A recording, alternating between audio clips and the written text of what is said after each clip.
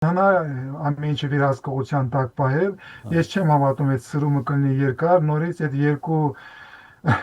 ավտորիտար ռեժիմները լեզու կգտնեն, նորից կվերականգնեն հարաբերությունները։ Հիշում եք, երբ Ռուսաստանը խփեց Ադրբեջանի ինքնաթիռը լարվածություն տեղի ունեցավ, հետո շքանշաններով եւ պարգևներով ամեն ինչ փակվեց։ Այս անգամ նույն ձևի կփակվի, որովհետեւ իր բնույթով ավտորիտար ռեժիմները եւ իրանց ընդհանուր շահերով Հարավային Կովկասում եւ Մերձավոր Արևելքում Ռուսաստանի եւ Ադրբեջանի շահերը համընկնում են, դրա համար իրանք կվերականգնեն։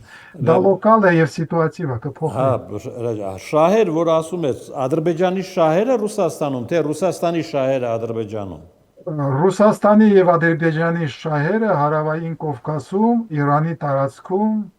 Մերձավոր Արևելքում ավելի շուտ համընկնում են։ Եթե Հայաստանի հետ մենք հակասում են մեր շահերը,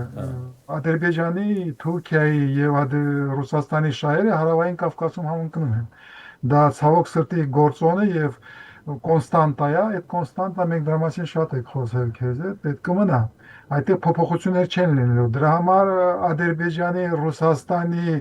հարաբերությունների վատացումը չի ազդելու Հայաստանի ուղղության վրա։